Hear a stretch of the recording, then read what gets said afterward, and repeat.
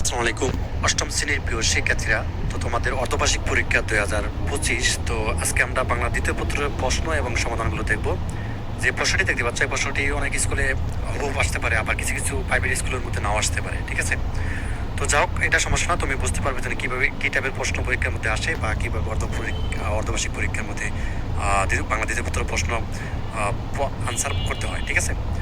আচ্ছা, এখানে দেখো তোমাদের হচ্ছে শুরুতেই অর্থাৎ তৃতীয় পত্র তোমাদের পূর্ণমান হচ্ছে 50 এবং শুরুতে 15টি এমসিকিউ দিতে হবে এবং 15টি এমসিকিউর জন্য তুমি 15 নাম্বার পাবে।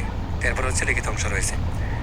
আচ্ছা, যা হোক, আরেকটি কথা, আমাদের তো এই ভিডিওটির কমেন্টে সবাই দেখো, আমি একটা লিঙ্ক দিয়ে দিছি, সেটা হচ্ছে যে তোমাদের পরীক্ষার অর্থাৎ বিষয়ের প্রশ্ন বা হচ্ছে পিডিএফ ফাইলগুলো পেতে তোমরা আমাদের যে ফেসবুক গ্রুপ রয়েছে এখানে সবাই জয়েন হয়ে যাও, ঠিক আছে? এবং তোমাদের নানা ধরনের প্রশ্ন থাকলে ওখান থেকে করতে পারো বা হচ্ছে যে প্রশ্নগুলো সেগুলো পেতে পারো আর কি।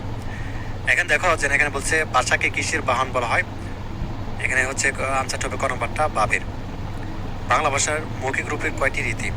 তো 2 নম্বরটা হবে কি গ নম্বরটা। গ নম্বর কি দেওয়া আছে আমাদের? দুটি। মফলার উদাহরণ কোনটি? মফলার উদাহরণ কোনটি? গ নম্বর চিন্ময়। কার সঙ্গে স্বরধ্বনি কিংবা ব্যঞ্জনধ্বনি সন্ধি হলে তাকে বিসর্গ সন্ধি বলে? তো 4 নম্বরটা হচ্ছে গ নম্বরটা বিসর্গ এর। ব্যাকরণের বচন অর্থ কি? ব্যাকরণের বচন অর্থ কি, এটা যদি আমরা দেখি, এটা হচ্ছে 5 নম্বরটা, এটা হচ্ছে ক নম্বরটা হবে। ক নম্বর কি হচ্ছে? সংখ্যার ধারণা। 6 নম্বর খাঁটি বাংলা ধাতু কোনটি? ঠিক আছে, তো 6 নম্বর ক নম্বরটা হবে আগ। 7 নম্বরটা দেখো, নিচের কোনটি অনুকার শব্দ? 7 নম্বরটা কি? 7 নম্বরটা দেখো অনুকার শব্দ। তো এখানে 7 নম্বর প্রশ্নের উত্তরটা হচ্ছে গ নম্বরটা মিটমাট। গঠন অনুযায়ী বাক্য কত প্রকার? গঠন অনুযায়ী বাক্য কত প্রকার? এখানে 8 নম্বরটা কি হবে? 8 নম্বরটা হচ্ছে খ নম্বরটা হবে। খ নম্বর কি দেওয়া আছে? 3 প্রকার। বাংলা ভাষার জ্যোতি বা ছেদ চিহ্ন কয়টি? তো 9 নম্বরটা হবে কি গ নম্বরটা। গ নম্বর কি দেওয়া আছে? 13টি। বাংলা ভাষা বানানের বিশেষ কিছু কি আছে? তো 10 নম্বর প্রশ্নের উত্তরটা হচ্ছে গ নম্বরটা হবে নিয়ম। বাড়ি বা রাস্তার নম্বরের পরে কোন চিহ্ন বসে? ঠিক আছে, তো 11 নম্বর প্রশ্নের উত্তরটা কি হবে? খ নম্বরটা হবে কমা বসে। বাংলা বানানোর নিয়ম অনুযায়ী নিচের কোন বানানটি সঠিক? তো 12 নম্বর প্রশ্নের উত্তরটা কি হবে? ক নম্বর। ক নম্বর কি দিয়েছে? কঙ্কাল। বিদেশি এবং দণ্ডব শব্দের বানানের কোন বর্ণের ব্যবহার পাওয়া যায়? 13 নম্বরটা হচ্ছে খ নম্বরটা হবে। খ নম্বর কি দেওয়া আছে দেখো? স, মূর্ধন্য স আর কি। অসীম বাবু বড় লোক, এখানে বড় শব্দটির অর্থ হলো, খ নম্বরটা হবে ধনী। কি কারণে শব্দের অর্থের পরিবর্তন ঘটে? কি কারণে? এটা হচ্ছে তোমাদের খ নম্বরটা হবে। খ নম্বর কি দিয়েছে? নানা কারণে, ঠিক আছে?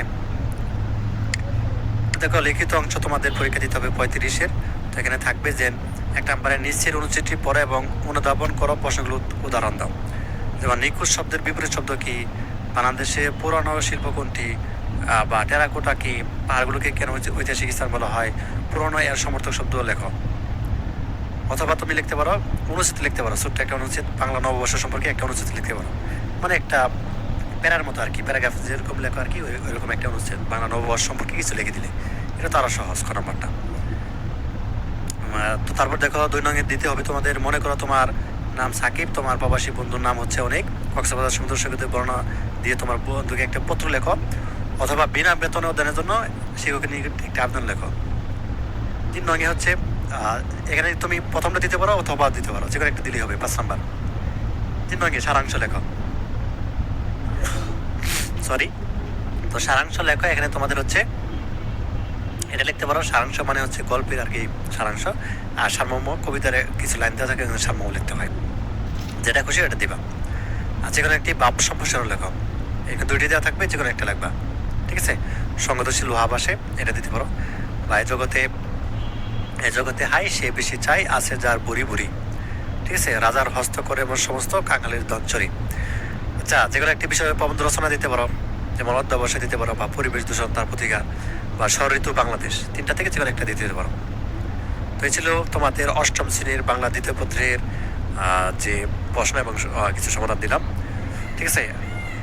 এগুলো তোমরা যে লিখিত অংশ, এগুলো তোমরা নিজেরাই বই বের করে শিখতে পারো বা লিখতে পারবা, কোনো সমস্যা নাই। তো ধন্যবাদ সবাইকে ভিডিওটি দেখার জন্য। আল্লাহ।